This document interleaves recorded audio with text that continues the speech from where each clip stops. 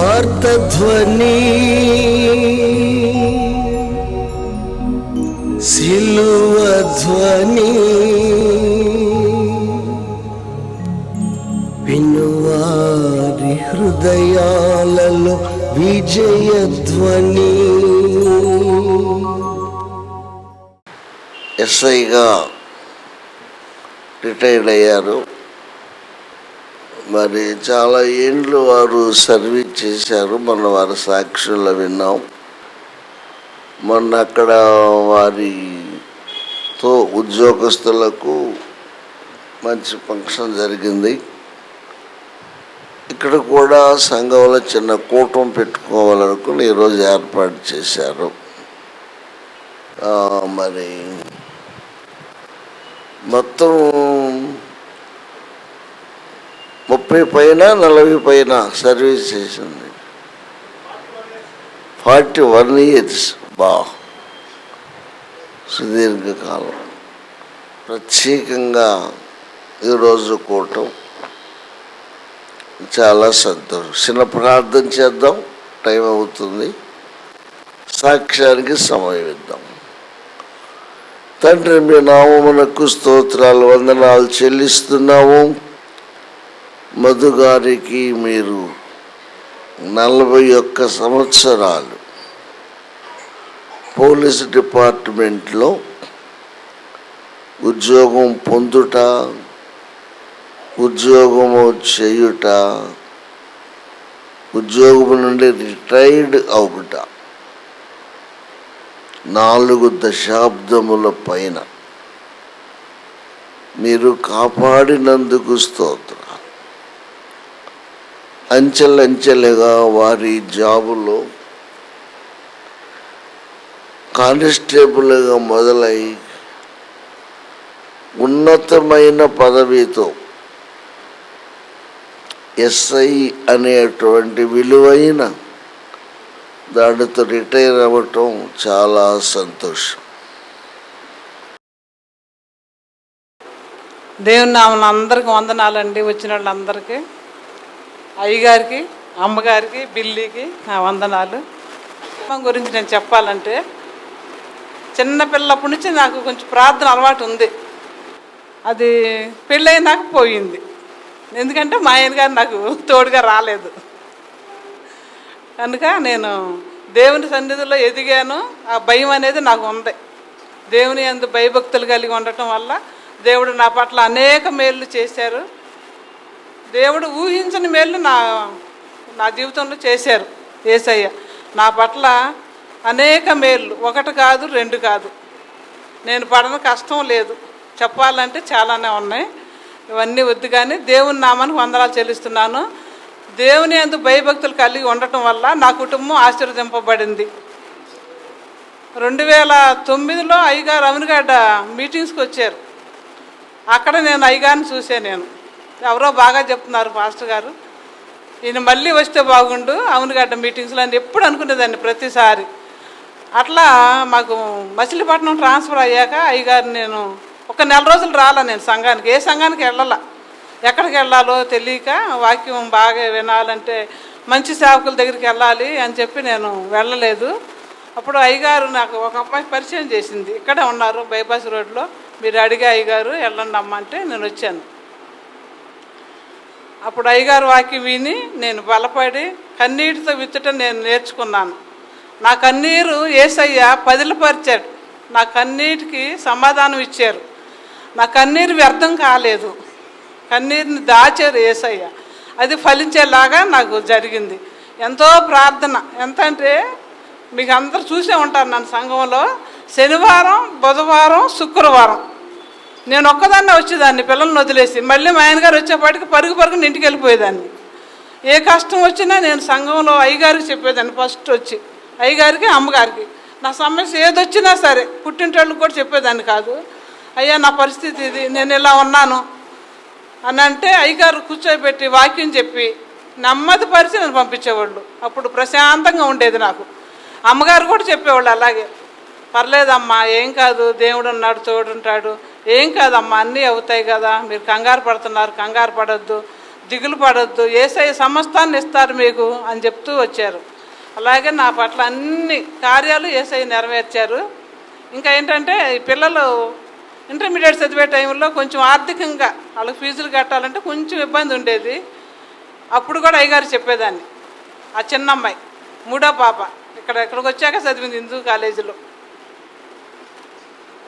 పరీక్షలు రాయాలంటే పిల్లలు కొంచెం ఎక్కువ కోచింగ్లు తీసుకోవాలంటే ఫీజులు కట్టాల్సి ఉండేది. అయ్యగారు ఇది పరిస్థితి అయ్యా, ఏం చేయాలో అర్థం కావట్లేదు అయ్యా అంటే, తప్పకుండా జరుగుతాయమ్మా, నువ్వు ప్రార్థన చెయ్యి, ఏం కాదు ప్రార్థన చేయమ్మా, ప్రార్థన చేసుకో, ఏం కాదని చెప్పేవాళ్ళు. చాలా బాగా నన్ను ఓదార్చినట్టుగా మాటలు చెప్పి నన్ను ప్రోత్సహించి చక్కగా చెప్పేవాళ్ళు. అన్నీ విని వెళ్ళేదాన్ని, మళ్ళీ వెళ్ళి మోకరించేదాన్ని. మోకరించి ప్రభా ఏంటి నా స్థితి ఎప్పుడు ఇదే ఒక అప్పుడు నాకు ఉన్నట్టుగా ప్రార్థన చేసేదాన్ని నేను. అయ్యా నాకేం కావాలని మీకు తెలుసా అయ్యా, నా స్థితి ఏంటయ్యా, నాకేం కావాలి ప్రభా, నా ఎప్పుడు తీరితే నా కష్టాలు అన్నట్టుగా ఉండేది. ఆడపిల్లలు పెళ్ళిడికి వచ్చారు, అలా చదువులు, ఇంకా ఉద్యోగాలు రాలేదు, ఒక్కటే జీతం మీద బాధపడుతున్నాం ప్రభా, ఏంటి నా పరిస్థితి అని నేను చాలా కన్నీరు కార్చినప్పుడు 2016లో యేసయ్య నాకు వాగ్దానం ఇచ్చారు, ఇక మీదట నేను మిమ్మల్ని ఆశీర్వదించబోచున్నాను అని. చాలా సంతోషం కలిగింది. అయ్యగారికి చూపించాను, చూడమ్మా కార్యాలు జరుగుతాయి కదా అన్నారు. అప్పుడు 2017లో బాబుకి పాపకి ఒకేసారి ఉద్యోగాలు వచ్చినాయి. నా ఆనందానికి అవధులు లేవు, నా కష్టాలు తీరిపోయినాయి. చాలా అంటే నేను ఇక స్టాండర్డ్ అయిపోయాను అనమాట. దేవుని యందు, దేవా నువ్వు ఎంత గొప్ప మేలు చేసావు నాకు, నా పట్ల, నా పిల్లల పట్ల నన్ను ఎంత ఆశీర్వదించావయ్యా. నేను నీకేమిచ్చి నీ రుణం తీర్చుకోలేను ప్రభా, నన్ను ఎంతగా నిలబెట్టావు ప్రభా, నీకు వందనాలని చెప్పి ప్రతిసారి శుక్రవారం అయినా శనివారం అయినా ఉపవాసాలు బాగుండేదాన్ని. ఇప్పుడు ఉండట్లేదాన్ని, ఇప్పుడు అసలు మానేసే ఉపవాసం ఉండటం. బుధవారం ఉపవాసం ఉండేదాన్ని, శుక్రవారం ఉండేదాన్ని, శనివారం ఉండేదాన్ని, 40 రోజుల ఉపవాసాలు కూడా చేసేదాన్ని. నేను బాగా కన్నీటి ప్రార్థన చేసేదాన్ని. పిల్లల పెళ్ళిళ్ళు అయినాక వెనకబడిపోయా ప్రార్థనలో, పిల్లల మీద బాధ్యతలు, మనవ సంతానం వచ్చాక ఇంకా వెనకబడిపోయా. దీన్ని బట్టి నేను మీకు చెప్పేది ఏంటంటే, నా కుటుంబం కోసం, నా కుటుంబ రక్షణ కోసం ప్రార్థన చేయండి. ఇప్పటివరకు పిల్లలు పెళ్ళిళ్ళ కోసం చేశారు, పిల్లలు ఉద్యోగాల కోసం చేశారు, దేవుడు నన్ను స్థిరపరిచాడు కనుక నా కుటుంబ రక్షణ నాకు కావాల్సింది. ముఖ్యంగా కుటుంబ రక్షణ, నా బిడ్డలు మారాలి, యజమాని మారాలి, నా కుటుంబం అందరం కలిసి నీ సంఘంలో నిలబడాలి, అందరూ 2 బెంచీలు నిండిపోవాలి. నేను అదే కోరుకుంటున్నా. ఇదే సాక్ష్యం దేవుడు జీవించను కాక.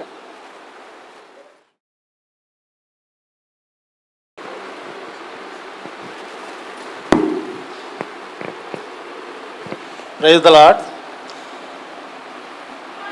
ముందుగా రెవరెండ్ డాక్టర్ బి పరమజ్యోతి గారికి, మేడం అమ్మగారికి, అలాగే బిల్లి గారికి, అలాగే కూడి వచ్చిన సంఘానికి అందరికీ కూడా నా యొక్క నమస్కారములు. నేను ఘంటసాల మండలం శ్రీకాకుళంలో 1963లో జన్మించాను. మా కుటుంబం చాలా పేద కుటుంబం. ఆ తర్వాత అంచెలంచెలుగా నేను 10th క్లాసు, ఇంటర్మీడియట్, డిగ్రీ వరకు చదువుకుని డిగ్రీ సెకండ్ ఇయర్ చదువుతూ ఉండగా పోలీస్ సెలక్షన్ జరిగింది. అందులో వెళ్ళాను. వెంటనే నాకు జాబ్ వచ్చింది. అప్పటికి ఏం లేని కుటుంబం కాబట్టి మా కుటుంబ సభ్యులందరూ కూడా చేరిపోవడం బెటర్ అని చెప్పి అనుకున్నాం. ఆ కుటుంబానికి కొంచెం ఆదరణ లభించింది. ఆ తర్వాత పిల్లలు పుట్టడం, నేను వేరు వేరు చోట్ల ఉద్యోగాలు చేయటం, వాళ్ళ చదువులన్నీ కూడా ఒక చోట స్టాండర్డ్గా జరగలేదు. నేను ఎక్కడ కనీసం 10-14 పోలీస్ స్టేషన్స్ మారి ఉంటాను. ఆ పోలీస్ స్టేషన్ దగ్గరికి వెళ్ళిన తర్వాత నేను ప్రజలతోటి లేని కుటుంబం నుండి వచ్చాను కాబట్టి నాకు ఎవరిని హెరాస్ చేయాలనే ఆలోచన ఉండేది కాదు. చాలా సౌమ్యంగానే మాట్లాడేవాడిని. పోలీస్ స్టేషన్కి ఎవరైనా కూడా వాళ్ళ కష్టాలు చెప్పుకోవడానికి వస్తారు. వాళ్ళతో మనం ఆప్యాయతగా మాట్లాడితేనే సగం బాధలు తగ్గిపోయినట్లుగా అనిపిస్తుంది. అది నాకు బాగా తెలిసిన విషయం.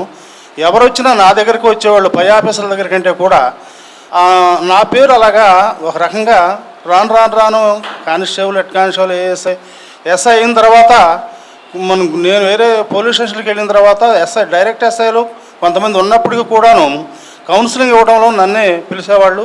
వాళ్ళకి నేను మ్యాక్సిమం వాళ్ళ కుటుంబ సభ్యులందరినీ పిలిపించి అటువైపు వాళ్ళని ఇటువైపు వాళ్ళని మాట్లాడి వాళ్ళకి సాటిస్ఫై చేయడం కోసం మ్యాక్సిమం ట్రై చేసేవాడిని. అలాగా నాకు ఒక రకంగా అది అవకాశం కుదిరింది సేవ చేయటం.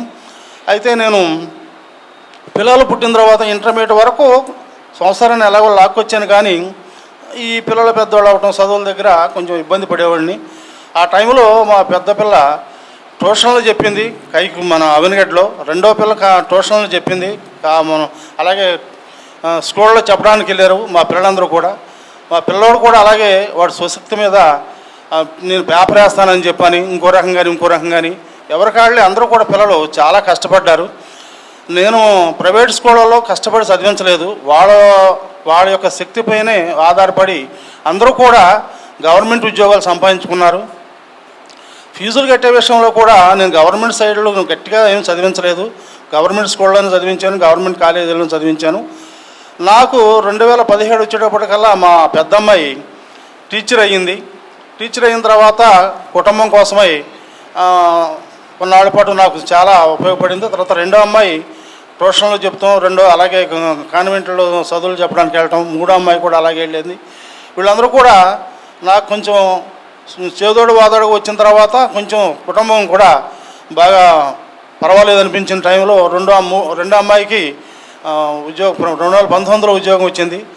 అంతకంటే ముందు పిల్లాడిద్దరు, ఆఖరి అమ్మాయికి నేను పిల్లాడికి కూడా 17లో ఉద్యోగాలు వచ్చినాయి. ఆ తర్వాత ఇవన్నీ చూసిన తర్వాత నేను దేవుడిని ఎందో అయితే ఎదగలేదు.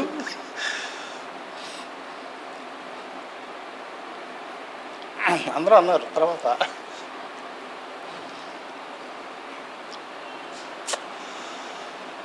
దేవుడు నీకు ఇంత మేలు చేశాడు కనుక నువ్వు దేవుడి సేవలో ఎదగాలి అని చెప్పారు. అయితే ఈవిడ ఇక్కడికి వస్తున్నప్పుడు కూడా నేను వెళ్ళనిచ్చేవాడిని కాదు ఒకసారి.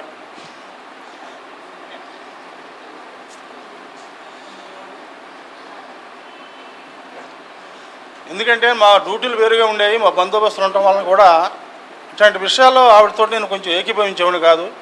పిల్లలు ఉన్నారు పక్క అంటే తర్వాత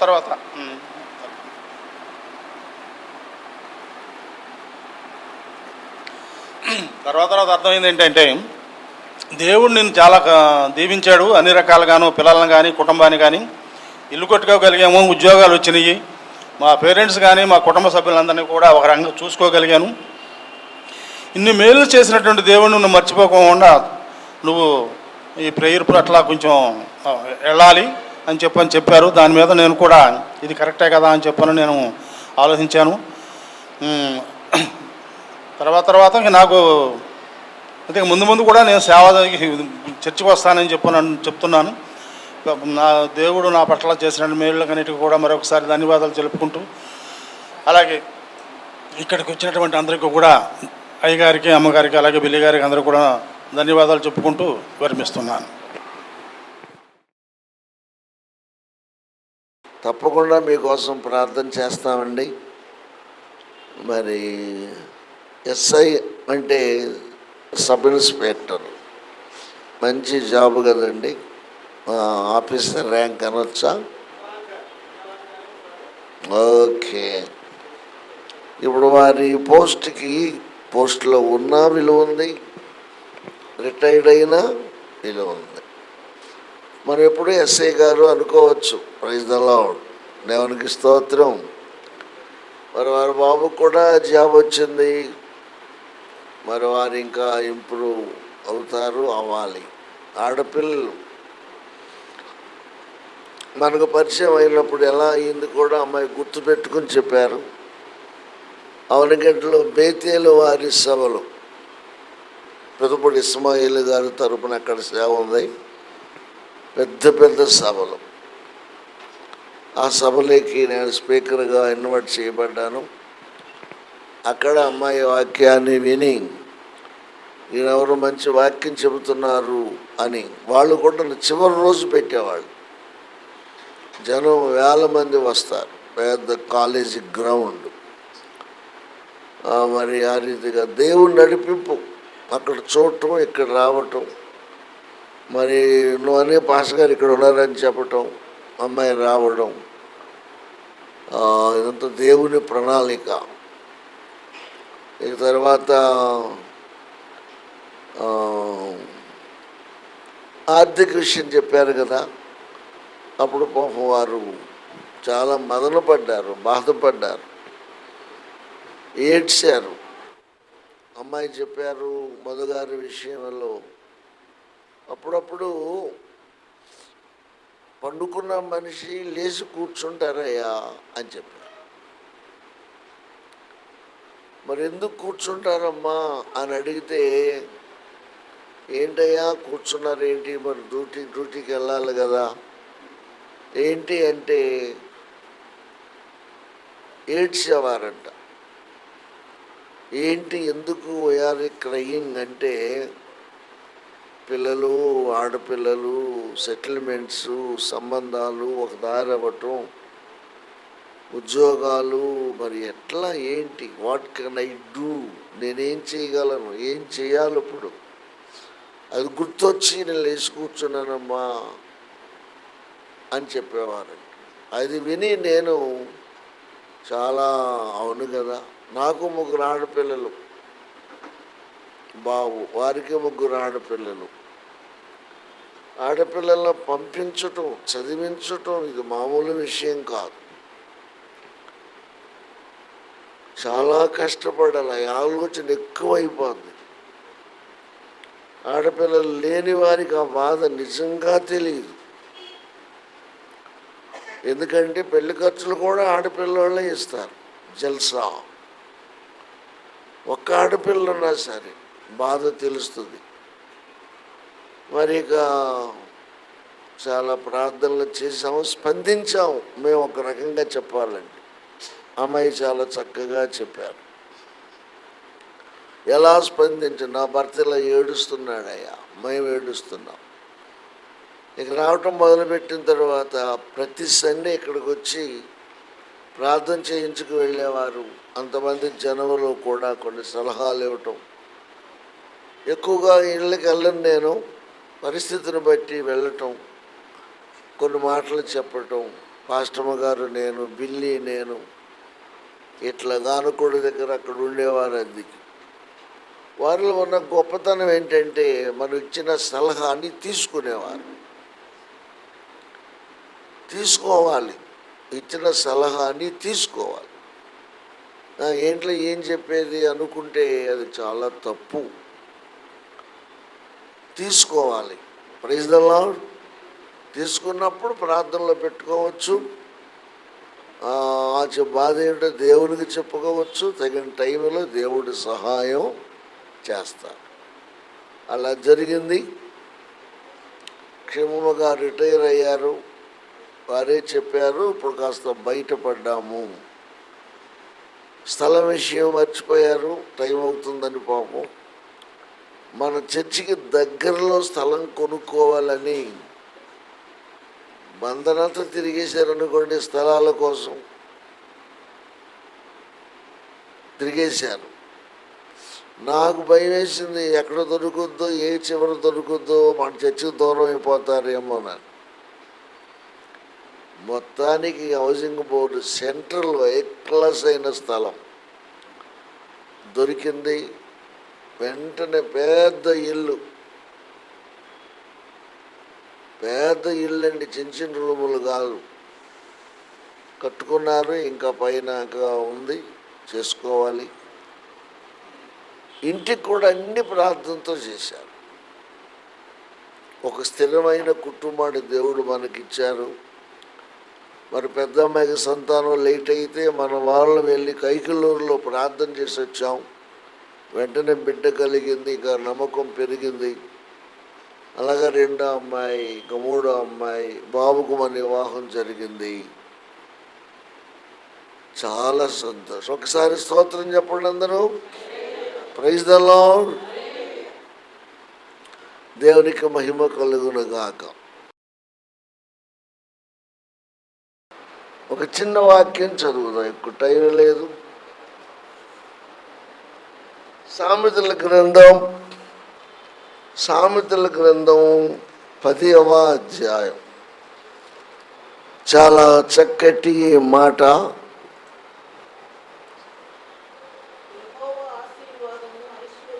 యెహోవా ఆశీర్వాదము ఐశ్వర్యమిచ్చును, నరుల కష్టము చేత ఆ ఆశీర్వాదము ఎక్కువ కాదు. చాలా చక్కటి మాట. తండ్రి మీ నామమునకు స్తోత్రాలు. ఎంతవరకు పాటలలో సాక్ష్యాలలో తోడుగా ఉన్నారు. అమ్మాయి మరి టైం అవుతుందని క్లుప్తంగా చెప్పినా మంచి విషయాలు చెప్పారు. అసలు పరిచయం ఎలా, అప్పటి నుంచి ఇప్పటి వరకు ఎలా నడుస్తూ వచ్చాము, చాలా మంచిది. వారు కూడా మరి మధు గారు కూడా వారి హృదయ అంతర్భాగాలలో నుండి మరి ఆపుకోలేనంత దుఃఖం వారి చూసాం వారిలో. మరి అది నేను దేవుళ్ళు ఎక్కువ సాగలేకపోతున్నాను, సాగాలనుకుంటున్నాను, ప్రార్థన చేయండి. ఒక గొప్ప మాట వినిపించినందుకు స్తోత్రం. ఆడపిల్లలు కూడా ఉన్నారు, బాగున్నారు. అందరినీ దీవించండి. వాక్య ధ్యానములో మీరు మాతో కూడా ఉండుమని దీవించుమని యేసు నామమున వేడుకొనుచున్నాము తండ్రి, ఆమేన్. క్రీస్తుకు పూర్వం 900 సంవత్సరాల నాడు సొలొమోను ఇశ్రాయేలు ప్రజలను 40 ఏండ్లు పరిపాలించారు. సొలొమోనుకున్న ప్రత్యేకత ఏంటంటే చిన్నప్పుడే రాజు అవడం. మీకు అప్పుడప్పుడు చెప్తూ ఉంటాను, దావీదేమో గొర్రెలను కాస్తూ రాజు అయ్యాడు. వారి గోత్రములో అంతకుముందు రాజులు లేరు, రాజరికం తెలియదు. రాజు ఉన్నాడు కానీ మొదటి రాజు బెన్యామీను గోత్రానికి చెందినవాడు. సరే, సౌలు గురించి ఇప్పుడు మాట్లాడలేము. దావీదు రాజు అవ్వడానికి దేవుని ప్రణాళిక చాలా గొప్పగా ఉంది. దావీదుని అందరూ నిర్లక్ష్యం చేశారు. చిన్నవాడు, 8వ వాడు, చదువు సంధ్య లేనివాడు. వాళ్ళ అన్నదమ్ములు మిలిటరీలో ఉన్నారండి. దావీదు 8 మంది సంతానం. కొందరు మిలిటరీలో ఉన్నారు. గొలియాతును దావీదు చంపినప్పుడు వాళ్ళ అన్నయ్య వాళ్ళు అక్కడే ఉన్నారు, కానీ వాళ్ళు చేయలేకపోయారు. దేవుని సహకారంతో దేవుడు ఆ శత్రువుని జయించి ఇశ్రాయేలుకు అండగా నిలబడ్డాడు. దేవునికి మహిమకరముగా నిలబడ్డాడు. Praise the Lord. ఇలాంటి వ్యక్తి చాలా శ్రమలలో నుండి వచ్చి రాజయ్యాడు. దేవుని సెలక్షన్. అభిషేకం చేసేటప్పుడు మహాప్రవక్తల సమూయేలు కానీ, దావీదు తండ్రి కానీ, దావీదు అన్నలు కానీ, అన్నకి తమ్ముళ్ళు లేరుగా, చివరోడు ఆయనేగా, 8వ వాడు. ఎవరో ఎవరో ఎవరో ఎవరో అనుకున్నారు, కానీ దేవుడు దావీదుకు ఆ అవకాశాన్ని ఇచ్చాడు. దావీదు ఆ విషయం కూడా ఆలోచించాడు. నేను గొర్రెల కాపరిని, ఇశ్రాయేలు కాపరిగా చేశావు, అయితే నా కాపరివి నీవే. ఆ 3 మాటల్లో ఎంతో కృతజ్ఞత ఉంది, బాధ్యత ఉంది. మరి దేవుడు అప్పగించిన డ్యూటీకి న్యాయం చేయటం అనేది కూడా ఉంది. ఇశ్రాయేలు రాజులలో దావీదు అంతటి వాడు లేడు. మరి సొలొమోను అలా కాదు, రాజకుమారుడిగా ఎదిగాడు. Praise the Lord. చిన్న వయసులో రాజు అయ్యాడు, చాలా చక్కగా చేశాడు. ఒక రాజకుమారునికి కావలసిన వనరులు సమకూర్చబడ్డాయి. చిన్న వయసులో రాజు అయినందుకు వయసు చిన్నది, అప్పగించబడిన పని చాలా పెద్దది. ఎలా చేయాలి, నేనేం చేయగలను, ఏం చేయాలని బాగా ఆలోచిస్తున్నాడు, కానీ చక్కగానే చేస్తున్నాడు. ఆయన ఆలోచన దేవుడు అర్థం చేసుకొని ఒకసారి డైరెక్ట్గా సొలొమోనుతో మాట్లాడాడు. ప్రవక్తల ద్వారా మాట్లాడిన సందర్భాలు ఉన్నాయి, డైరెక్ట్గా మాట్లాడిన సందర్భాలు ఉన్నాయి. నువ్వు చిన్నవాడు అయ్యుండి ఎంత చక్కగా చేస్తున్నావు, మరి నీకేదో నేను ఇంకా అదనపు జ్ఞానం ఇవ్వాలనుకుంటున్నాను, మరి ఏం కావాలి అని అడిగాడు దేవుడు. వ్యక్తిగతంగా ఇది నాకు కూడా చాలా పనిచేసింది. అప్పుడు ఈయన అన్నాడు, అయ్యా ఇసుక చేస్తే రాళ్ళంత జనాంగానికి నన్ను నువ్వు రాజుగా చేశావు. చిన్నవాడు వాడేం చేస్తాడులే అనుకోలేదు, నన్ను నమ్మి నాకు ఒక పని నీవు అప్పగించావు గనుక ప్రభువా నీవు అప్పగించిన పనిని నేను నమ్మకముగా చేసి జ్ఞానమును నాకు దయచే. ఎంత చక్కటి వారు. నేను హిందూ పురాణాలు కథలు చాలా చదివాను. శివపురాణం, విష్ణు పురాణం, దొరికింది చదివేశాను. రామాయణం చిన్నప్పుడే చదివేశాను. వాటిలో ఈ వరాలు ఎక్కువే, కానీ వరాలు వారు అడిగితే ఇక్కడికి అక్కడికి పోలిస్తే చిన్న తేడా కనపడుతుంది. వారి వ్యక్తిగత బెనిఫిట్ కోసం వారు వరాలు అడిగారు, పొందారు. ఇచ్చేటప్పుడు అయినా ఇది మంచిది కాదన్నా కానీ వెళ్ళలేదు. వారు కోరుకున్న వరాలలో వారే బలైపోయినట్టు మన ఇతిహాసాలలో ఉంది. అన్నీ కాకపోయినా కొన్ని. నేను అవన్నీ చదివి ఉన్నాను కాబట్టి సొలొమోను అడిగింది నాకు చాలా నచ్చింది. Praise the Lord. వ్యక్తిగతంగా నాకేం అక్కర్లేదయ్యా, ఇంతమందిని సక్రమంగా పరిపాలించే జ్ఞానము నాకు ఇచ్చినా చాలు. ప్రజలకు న్యాయం జరగాలి, ప్రజాసేవ చేయాలి. ఎంత చక్కని మాట. నేను ఒకసారి ఒక మీటింగ్లో ఈ విషయం వివరంగా చెబితే ఒక పెద్ద ఆయన ఏడ్చేశాడు. ఆయన జ్ఞానం అలా ఉంది, కరెక్టెడ్ వివరణ చాలా బాగుంది, నేను తట్టుకోలేకపోతున్నాను. చాలామందికి ఆ కృతజ్ఞత ఉండడం లేదయ్యా అన్నారు. సరే మంచిది, ప్రజాక్షేమం కోసం నన్ను ఉపయోగించుకో తండ్రి అంటే దేవుడు ప్రజలకు కావాల్సి నీకు అడిగినట్టుగా నీకు ఇస్తున్నాను. నీ ముందు కానీ నీ తర్వాత కానీ ఎవరికి దొరకని జ్ఞానము కూడా నేను నీకు ఇస్తున్నాను. Praise the Lord. ఎంత గొప్ప మాట. చిన్న విధేయత పెద్ద వరాన్ని పొందటానికి దోహద పడింది. నీకు ముందు కానీ నీ తర్వాత కానీ ఇంత జ్ఞానం ఎవరికి ఉండదు. చేసుకో. దావీదు యుద్ధాలు చేశాడు. సౌలు 40 ఏళ్ళు 20 ఏళ్ళు యుద్ధాలు, 20 ఏళ్ళు దావీదు బాధ సరిపోయేదానికి అసూయతో.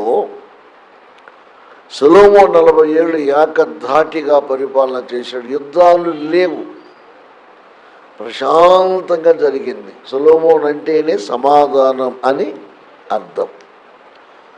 ఇక ఎవరైనా ఉన్నారా సొలొమోను కంటే గొప్పవారు అంటే ఒకే ఒక వ్యక్తి ఉన్నాడు, ఆయనే ప్రభు అయిన యేసు. ఇది కూడా గమనించాలి. సొలొమోను బీట్అవుట్ చేయగలిగిన జ్ఞానం, సొలొమోను కంటే మించిన జ్ఞానం ఎవరికైనా ఉందా అంటే స్వయంగా యేసు ప్రభువారే చెప్పారు. మీరు ఏ వ్యక్తిని గొప్పగా ఎంచుకుంటున్నారో, ఏ వ్యక్తిని గురించి గొప్పగా చెప్పుకుంటున్నారో, నాతో పోలిస్తే, నా జ్ఞానంతో పోలిస్తే, నా మహిమతో పోలిస్తే సొలొమోను జ్ఞానము కానీ, సొలొమోను తెలివి కానీ, సొలొమోను మరి ఆ పరిపాలించే విధానము కానీ నా దృష్టిలో గడ్డి పువ్వుతో సమానం. ఆలోచించారు ఎప్పుడైనా? ఇశ్రాయేలీలు సొలొమోను అబ్బా ఏమి జ్ఞానం ఇప్పటికే అంటారు. కొంతమంది పాస్టర్ గారులు మహాజ్ఞాని అంటారు. నేను మహాజ్ఞాని అన్నాం. మహాజ్ఞాని యేసయ్యే, సొలొమోను జ్ఞాని మానవ రీతిగా. కాబట్టి ఒక యేసయ్యే ఆయన కంటే గొప్పవాడు జ్ఞాన విషయంలో.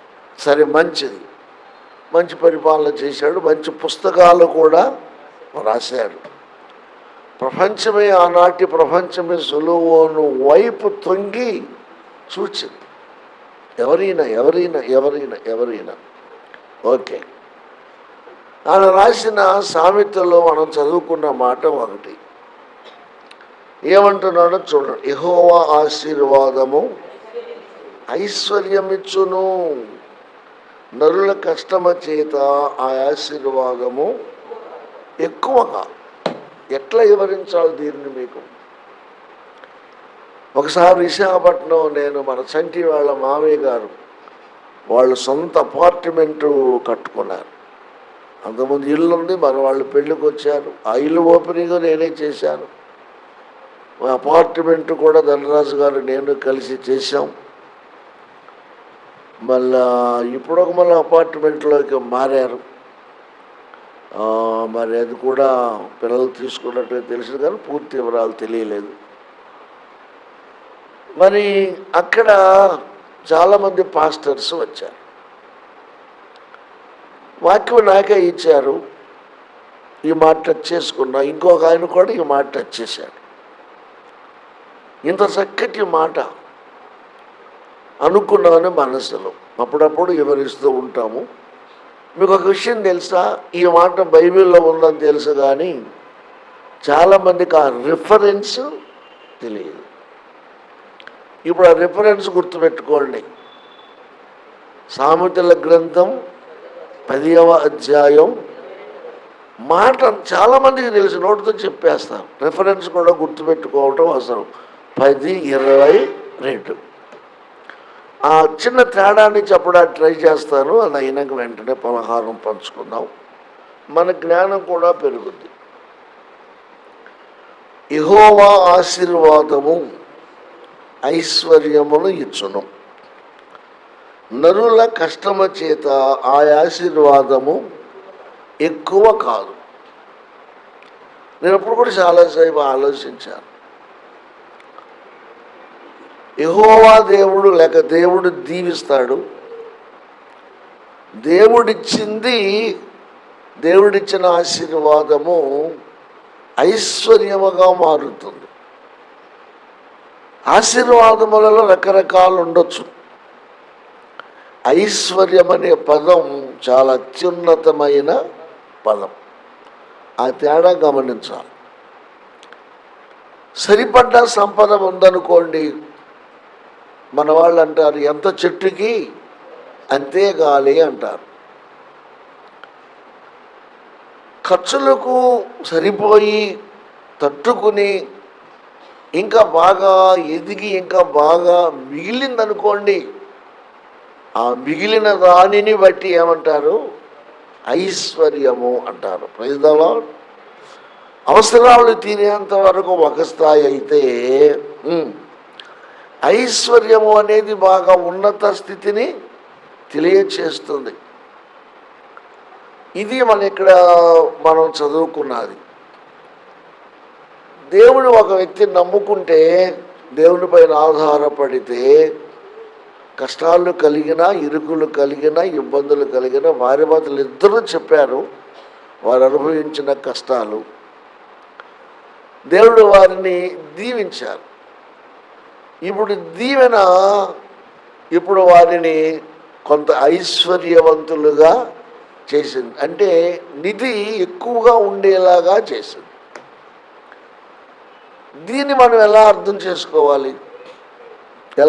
చేసుకోవాలి? కొన్నిసార్లు మన కష్టం మనకు చాలదు. కొన్నిసార్లు అత్యవసర అంటారు కదా. అత్యవసర అంటే తెలుసా? అత్యవసర అంటే బియ్యాన్ని బట్టి ఎసరు పెట్టడం అండి. లేడీస్కి తెలుసో లేదో. అత్యవసర అంటే బియ్యాన్ని బట్టి ఎసరు నీళ్ళు పెట్టడం. కొంచెమే ఉండి అనుకోండి బియ్యము, కొంచెం ఎసరే పెట్టుకోవాలి. ఇక ఏమన్నా సరిపోతుందో లేదో. మరి మీకు అనుభవం ఉందో లేదో నాకుంది. నేను 82 ఏలూరులో సేవ చేసినప్పుడు పాస్టమ్మ గారు ప్రసవించడానికి పుట్టింటికి వెళ్ళినప్పుడు ఒకరోజు గుప్పిడి బియ్యమే ఉన్నాయి, దాటానికి డబ్బులు లేవు. నేను పంపు దగ్గరికి వెళ్ళి మీకు ఇదివరకు కూడా చెప్పాను చాలాసార్లు, నాకు సరిపడ్డ బియ్యం ఉన్నట్లుగా గుప్పుడు బియ్యాన్నే కడుగుతున్నా. గుప్పుడు బియ్యాన్ని పంపు దగ్గర ఆ గుప్పుడు బియ్యాన్నే తిప్పుతున్నా. గుప్పుడు బియ్యాన్ని 3 సార్లు కడిగి. ఆ ఇంటి వాడరమ్మ పేరు యోగేశ్వరమ్మ, వాళ్ళ ఆయన పేరు ఇమ్మానుయేలు గారు. పిల్లలు లేరు పాపం వాళ్ళు. ఆయన పంపులు పనిచేస్తాడు. ఆ అనుభవం కలిగిన స్త్రీ కదా. ఏంటయ్యా దాంట్లో ఎన్ని బియ్యం ఉన్నాయి, 3 సార్లు కడిగేవు, తిప్పుతున్నావు, అసలు బియ్యమే దాంట్లో. నేను ఆశ్చర్యపోయా, చూడకుండా చెప్పేసింది. అప్పుడు నేను చెప్పాను, నిజమేనమ్మా బియ్యం లేవు. ఉదయం వండుకుంటే సాయంకాలం అదే తినేవాడిని.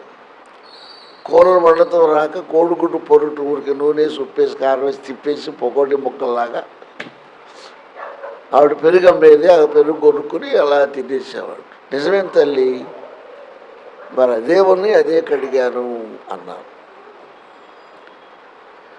కాబట్టి ఎక్కువ బియ్యాన్ని ఎక్కువ ఎసరు పెట్టాలి, అబ్బాయి కుదరదు కొన్నిసార్లు. అది కొన్నిసార్లు మనకు అసలు లోటే ఉండదు. దేవునికి స్తోత్రం, అసలు లోటే ఉండదు.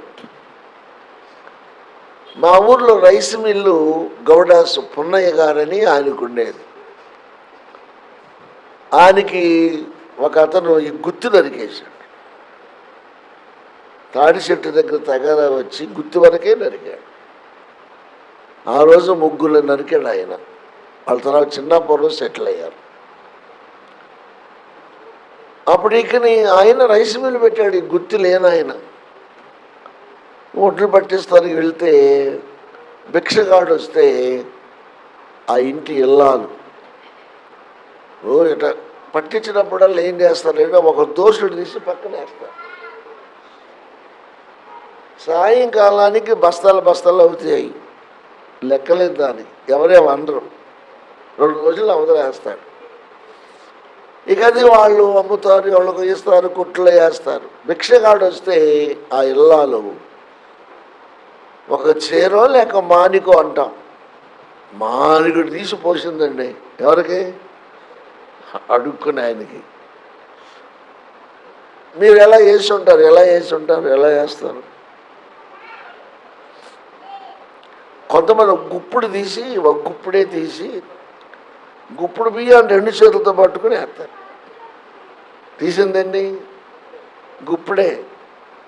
2 చేతులతో వేస్తే వాళ్ళు పిచ్చోళ్ళ ఎంతమందిని చూసుంటారో కదా, మా తల్లి భలే వేసింది అనుకుంటారు. ఇప్పుడు రాట్లా చాలామంది ఆ బియ్యం కోసం ఇక్కడ కూడా వచ్చేవాళ్ళు. నేనైతే మన వాళ్ళకి చెప్పాను, ఒక చిన్న గ్లాసు పెట్టండి,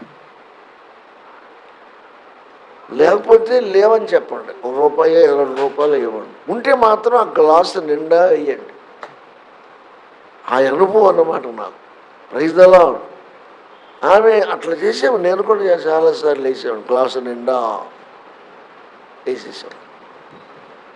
తర్వాత ఆమె చేరు తీసి ఏదో మానుగా అమ్మో ఇన్నేస్తుందా అనుకున్నాను నేను. ఇప్పుడు చెప్పండి, అవసరాలు తీరగా ఎక్కువైన దాన్ని ఏమంటాం?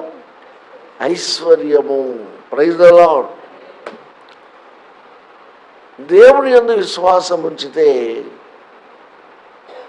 వండటానికి తినటానికి లేని మనకు చాలా మందికి అనుభవాలు ఉన్నాయి. నా అనుభవం చెప్పాను. కొన్నాటికి దేవుడు ఏం చేస్తాడు చెప్పండి? ఆ లేని స్థితిలోనే నిన్ను నీ అవసరాలు తీరేంత వరకు ఇస్తూనే ఐశ్వర్యవంతుల లిస్టులో నీ పేరు ఉండేలాగా చేస్తాడు. ఇంగ్లీష్లో చూశాను, రిచ్ అంటాం, రిచర్ అని ఉంది ఇంగ్లీష్ బైబిల్లో. గొప్ప ధనవంతుడు. Praise the lord. వెల్త్ అని ఉంది, హెల్త్ అని ఉంది. హెల్త్ అంటే ఆరోగ్యం, వెల్త్ అంటే సంపద. ఇది దానికి అర్థం. మనం ఇచ్చేది కొంచెం అయితే దేవుడు కుదించి కొలిసి లెక్కలేనంత దేవుడు ఆయన మనకు ఇస్తాడు. ఇది గుర్తుపెట్టుకోండి. దేవుడిచ్చేది. ఆయన చెవులు మందము కాదు, ఆయన చేతులు కొరచ కాదు. ఆయన ఇచ్చేది ఏదైనా ఆయన స్థాయిలోనే ఉంటుంది. కడుబీదలు ఐశ్వర్యవంతులైన వారు ఉన్నారు. అన్నము లేక తిరిగిన దావీదు అనేక మందికి అన్నం పెట్టే స్థాయికి వచ్చాడు. బీదల విషయం సౌలు గారి ఇంట్లో ఎవరైనా బీదలు ఉన్నారని అడిగి ఆరా తీసుకొని వారిని పిలిపించి అన్నము లేని వ్యక్తికి రాజభోజనం తినిపించే ఏర్పాటు చేశాడు. ఇవన్నీ పాత నిబంధన కథలు, దేవునికి స్తోత్రం, జరిగిన యథార్థ కథలు. అది అట్లా ఉంచితే మరి నరుల కష్టం సంగతి ఏంటి? కష్టపడాలి. వ్యవసాయం అయితే వ్యవసాయంలో కష్టపడాలి, వ్యాపారం అయితే వ్యాపారంలో కష్టపడాలి, ఉద్యోగం అయితే చెప్పండి ఉద్యోగంలో కూడా కష్టపడాలి. దేవుడు మన కష్టాన్ని పల్లింప చేస్తాడు. Praise the Lord. ఇక్కడ లోతుగా ఆలోచిస్తే ఏంటంటే, మనము దేవుని పైన ఆధారపడకుండా, దేవుడిచ్చే దాని వైపు చూడకుండా, మన మీద మనం ఆధారపడి మన కష్టంపైనే మనం ఆధారపడితే ఎంత అనుకుంటామో, ఎంత రావాలో అంతే వస్తుంది. కానీ అది దేవుని చేతుల్లో వెళ్ళలేదు కాబట్టి అది ఐశ్వర్యముగా మారటం చాలా కష్టం. అది తేడా. కష్టం వలన ఏమీ జరగదు, అవసరాలు తీర్చబడతాయి.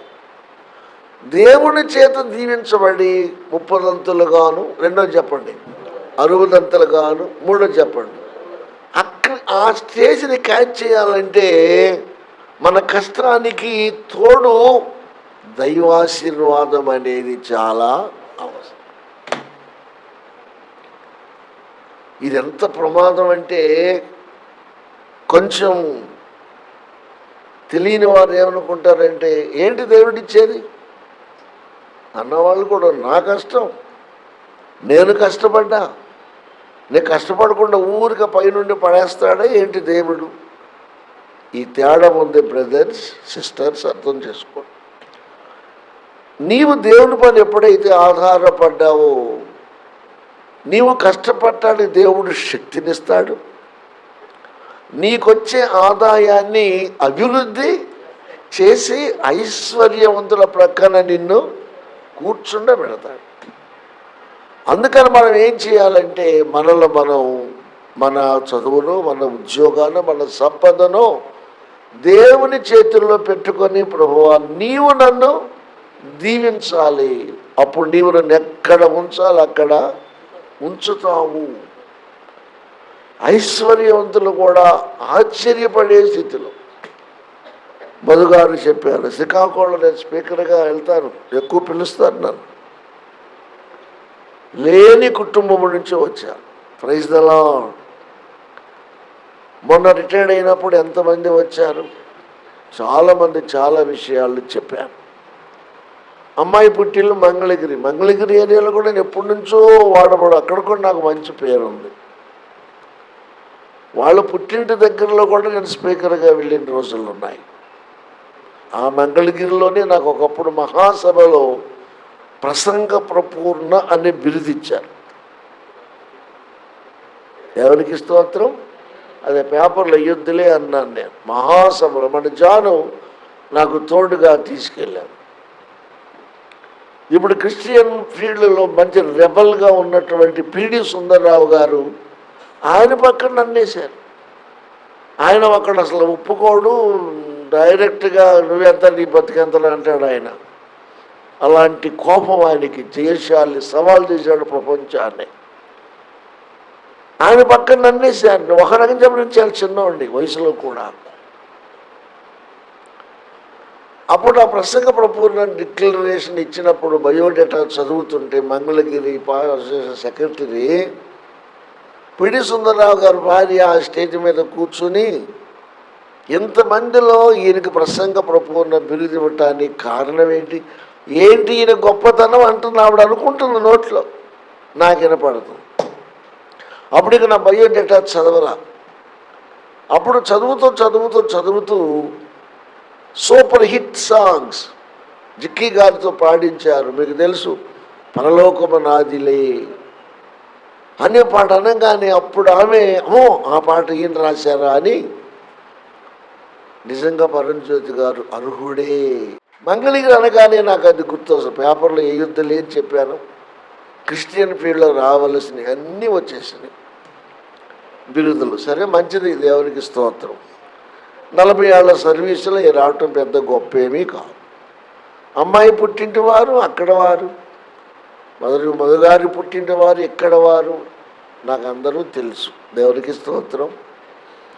కష్టము చేత వచ్చే ఆశీర్వాదానికి దేవుని చేత వచ్చే ఆశీర్వాదానికి ఉన్న తేడా చెప్పాడు. మీకు ఇది అర్థమైతే చాలు. దేవుడిస్తాడు కాబట్టి కష్టపడకుండా ఉంటే వస్తుందా? రాదు. కష్టపడాలి, మనల్ని మనం దేవునికి చేసుకోవాలి. ఈ చెయ్యి ఆడాలంటే దేవుని కృప కావాలి. యోబు గారు అన్నాడు బైబిల్లో, నా నాలుక త్వరగా రాయువా అని కలమ లాంటిది అన్నాడు. దావీదు అన్నాడు, నా చేతులకు విద్య నేర్పిన వాడవు నీవే. నువ్వు బాగా చదవగలుగుతున్నావంటే దేవుడిచ్చాడు అనుకోవాలి. నువ్వు బాగా రాయగలుగుతున్నావంటే దేవుడిచ్చాడు అనుకోవాలి. Praise the Lord. మా ఊళ్ళో మన పాస్టమ్మ గారు పెద్దమ్మ గారు ఉప్పు చేపల వ్యాపారం చేశారు. నాగాలంకలు తెచ్చారు. ఆకలేసింది కావాలి, మిట్ట మధ్యాహ్నం వచ్చి ఒక ముద్ద అన్నం తిని ముఖం కడుక్కుని అన్నం తినేది. ఆవిడకు నేను లెక్కలు చెప్పేవాడిని. ఇంత కొన్నాను, ఇంత అమ్మాను, టక్ టక్ టక్ టక్ చెప్పేసేవాడిని. నాతో చెప్పించుకునేది. ఎక్కలు ఇక్కలు అన్నీ వచ్చు కాబట్టి చెప్పేసేవాడు. ఆమె గబగబ అన్నం తింటుంటే ఈ కింద దవడ కదులుది కదండి, మరి ఏ అడవుల్లో ఉందో ఈ కింద పట్టేసి పైకి వెళ్తాడా, కిందకి రాట్లా. ఎట్లాగే పెట్టేసి 5 అన్నదమ్ములు, వాళ్ళ అమ్మలు, నాన్నవాళ్ళు, ఈవిడ చిన్న ఆయన భార్య, పెద్ద ఆయన కొడుకు 6 ఏళ్ల కోటి అని కొంతమంది తెలుసు. అమ్మకు అన్నదమ్ములు లేరు కాబట్టి పాపం ఏమంటే ఆయనే ఆదరించేవాడు. మొన్న నాన్న చచ్చిపోతే ఆయన ఇంటికి తీసుకెళ్ళి అమ్మ 2 రోజులు పెట్టుకుని, నా చెల్లి ఒక ఆడపిల్ల అని పాపం చాలా బాగా చూశారు. సరే, మంచిది. ఆయన వచ్చి ఒక ఇనప దానితో కాడుతో దెబ్బకి సెట్ అయ్యి. ఎందుకు చెబుతున్నానంటే, మన అవయవాలు బాగా పని చేయాలంటే, చక్కగా నడిచి వెళ్ళాలి అంటే, చక్కగా మాట్లాడాలి అంటే, చక్కగా చూడాలి అంటే, మన శరీరం అన్ని అంగులలో చక్కగా ఉపయోగపడాలంటే ఎవరి కృప కావాలి? దేవుని కృప కావాలి. అందుకే దావీదు నా నాలుక నీకు ఇచ్చేస్తున్నా అన్నాడు. అసలు ఆ అనుభవం చూడండి. నా పెదవులు నీకు ఇచ్చేస్తున్నానా, ఇవి నువ్వు ఇచ్చినవి నీకు ఇస్తున్నానయ్యా. మధుగారు చాలా చక్కని మాట చెప్పారు. ఇకనన్నా నేను దేవుళ్ళ ఎదగాలి. నా ప్రాణమా ఆయన చేసిన ఉపకారములలో దేనిని అంతరాత్మకు ప్రబోధం చేసుకున్నాడు ఆయన. చిన్నదైనా పెద్దదైనా స్తుతించే విషయంలో నువ్వు వెనకంజే వేయద్దు. ఆయన మంచి మ్యూజిషియన్. దావీదు తెలుసుక 10 తంతుల యెరూషలేములో ఆత్మదేవుడు దిగిన మందిరం ఎదురుగా పాలరాతితో పెద్ద విగ్రహాన్ని పెట్టారు. నేను దాని పక్క నుండి ఫోటో దిగాను. Praise the Lord. హల్లెలూయా. కాబట్టి ప్రియులారా, ఒకవేళ మన కష్టం వరకే మనం ఆలోచించుకుంటే అది ఎంత చెట్టుకి అంతేగాలన్నట్లుగా ఉండదు. అక్కడే ఉండవచ్చు, కొన్నాళ్ళు అది కూడా లేకుండా పోవచ్చు. జాగ్రత్త. దేవుడిచ్చాడు అని నువ్వు ఎప్పుడు అనుకున్నావో, దేవుని వల్ల కలిగిందని ఎప్పుడైతే నీవు నమ్మావో, ఆ కొంచెాన్నే దేవుడు ఏం చేస్తాడు? ఆశీర్వదించి ఐశ్వర్యవంతునిగా నిన్ను చేస్తాడు. Praise the Lord. నీ అవసరాలన్నీ తీరుస్తాడు. దావీదు అన్నాడు, నా శత్రువు ఎదుట నీవు నాకు భోజనము. నేను మన ఇంగ్లీష్లో 23 కీర్తన బాగా బట్టి చదువుతుంటే ఎదుట అనే మాట బిఫోర్ ఎనిమీస్ అని ఉంది. బిఫోర్ ఎనిమీస్ అంటే శత్రువు ఇంట కాదు, శత్రువుల ఎదుట. ఇద్దరు శత్రువులు ఉన్నారనుకోండి దావీదుకి. ఒక శత్రువు చూసేలాగా ఇంకొక శత్రువుని మిత్రునిగా చేసి శత్రువు ఎదుట భోజనం చేసే అవకాశం దేవుడు దావీదుకి ఇచ్చాడు. ఎదుట.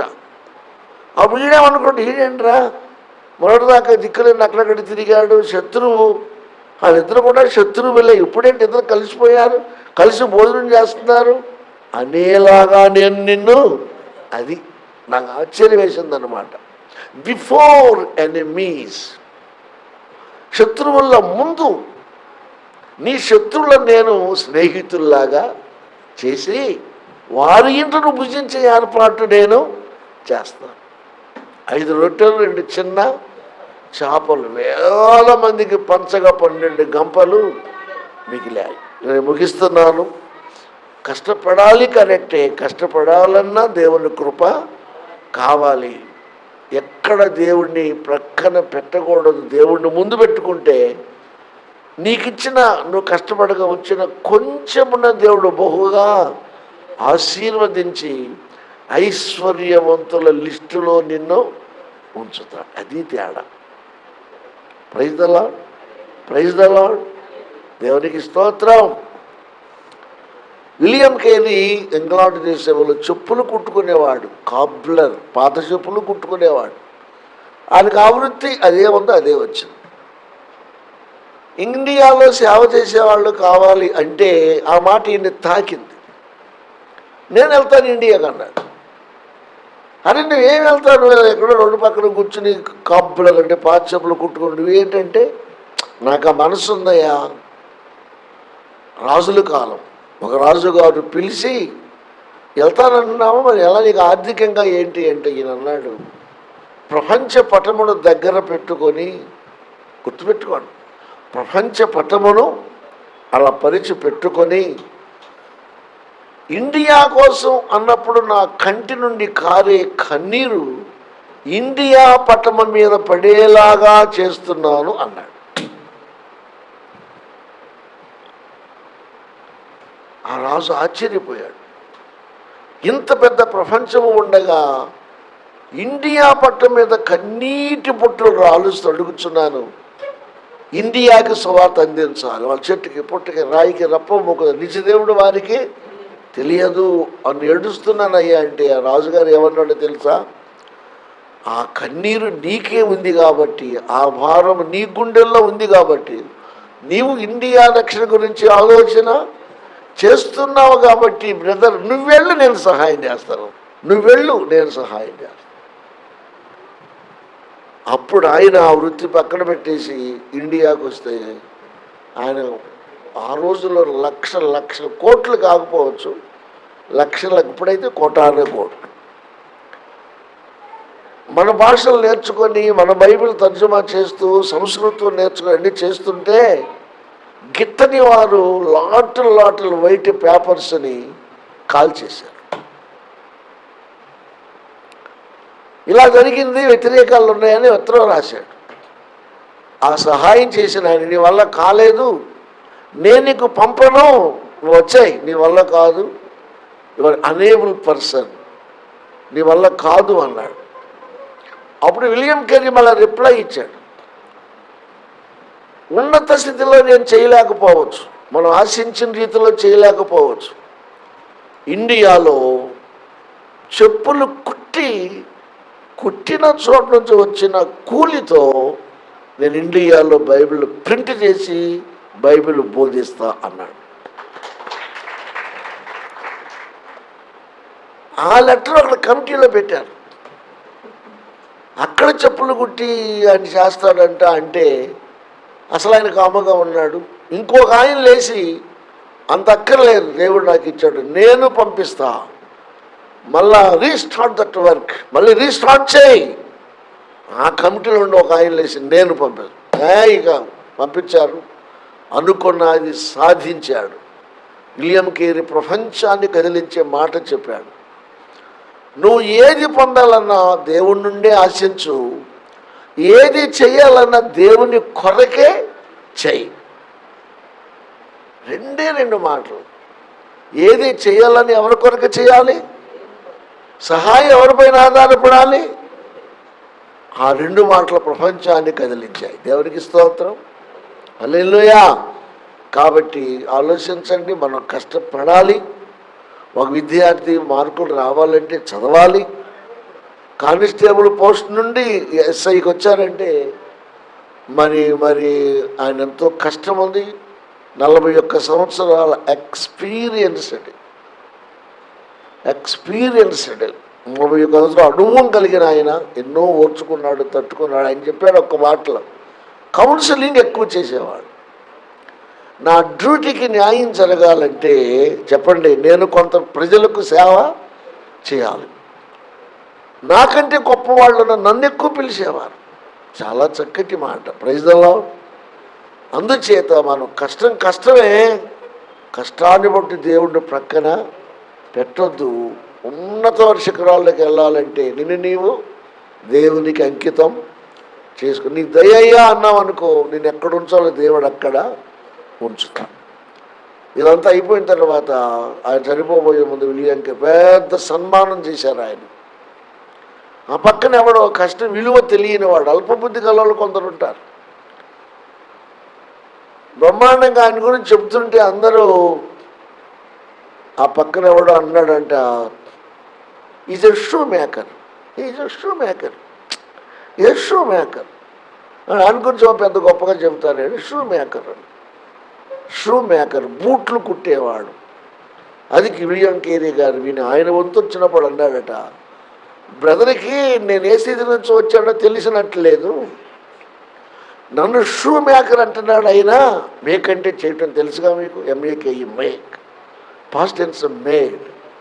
మరి అంటున్నాడు నేను షూ మేకర్ని కాదు, కాబ్లర్. Praise the lord. బూట్లు తయారు చేసేవాడిని కాదయ్యా. పాత చెప్పులు ఎక్కడన్నా పాప చెప్పులు కొడుతుంటే ఆ ఎండలో గొడుగు కింద కూర్చొని నాకు విలియం కేరీ గుర్తొస్తా. మనుషులు లెక్క లేకుండా చూస్తారు పాపం అలాంటి వాళ్ళు. చాలా తప్పు.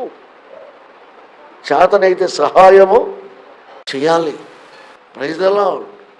అందుచేత చూడండి ప్రియులారా, నేను ఏమైనా cobbler, I'm not a shoe maker అంటే అందరూ చెప్పట్లో కొట్టా. అందుకని ఇప్పుడు చెప్పండి, మన వరకే ఆలోచించుకుంటే మన అవసరాలే తీరచ్చు.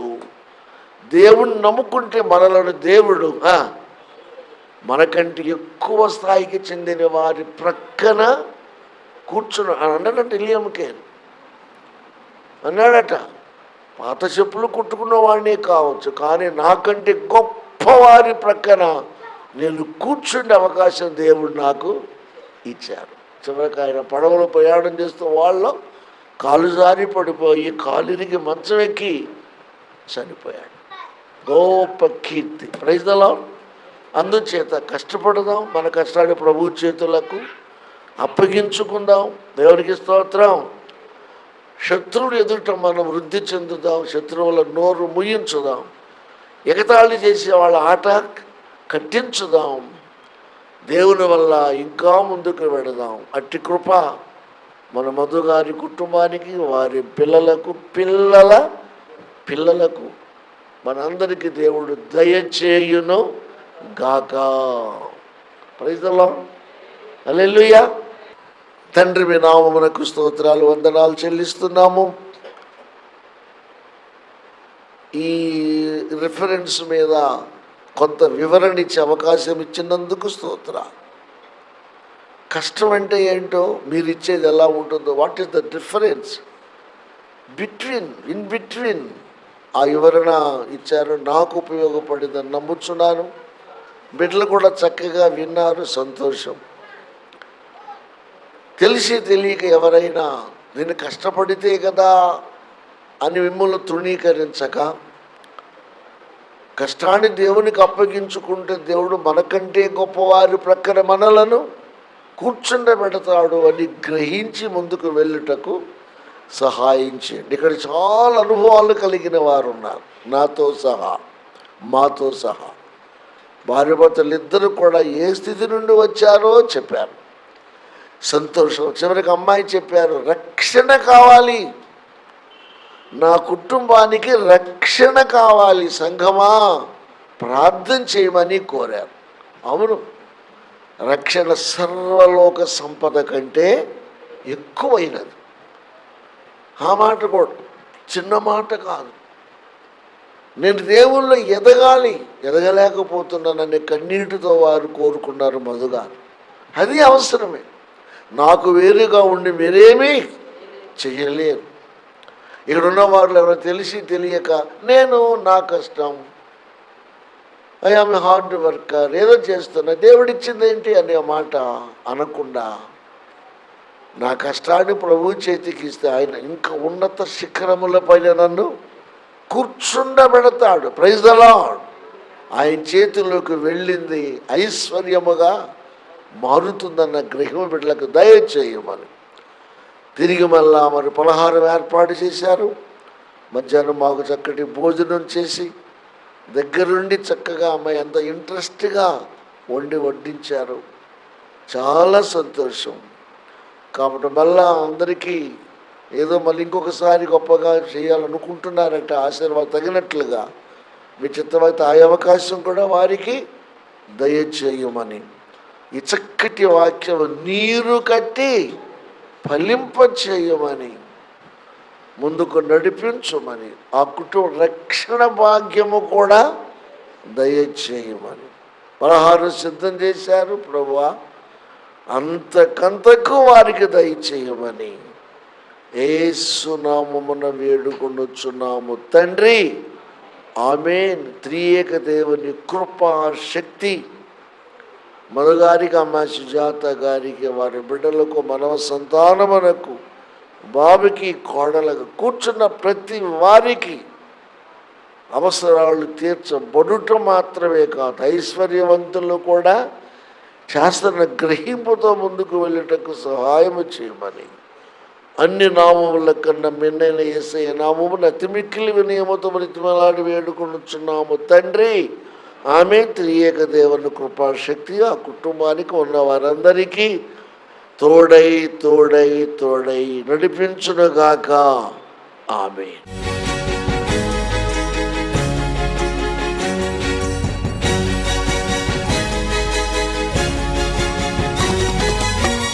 యేసుని మాటలు వినగా వినగా మనసుకు శాంతి, ఆత్మకు రక్షణ.